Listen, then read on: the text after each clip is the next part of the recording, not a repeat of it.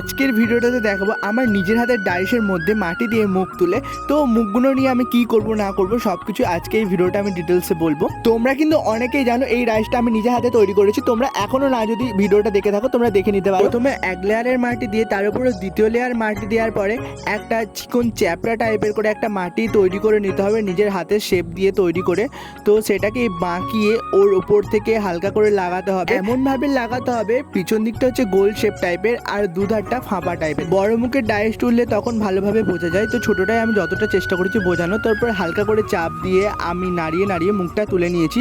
তো দেখো কত সুন্দর মুখটা উঠেছে, কোনো রকম কিন্তু স্ক্র্যাচ আসেনি মুখটাতে। এইরকম ভাবে আরো 5টা মুখ আমি তুলে নিয়েছি, প্রত্যেকটা মুখ খুব সুন্দর এসেছে। তোমরা অনেকেই কমেন্ট করেছিল দাদা দুর্গা ঠাকুর করো, তো চলো আজকে আমি এই মুখগুলোকে নিয়ে দুর্গার মুখই করবো। তো কিরকম মুখ করবো, স্বাভাবিক কিনা নর্মাল, সেটা তোমরা কমেন্টে লিখে যেতে ভুলো না। বাই বাই, দেখা হবে একটা নতুন ভিডিওতে। রাধে রাধে, সবাই ভালো থেকো।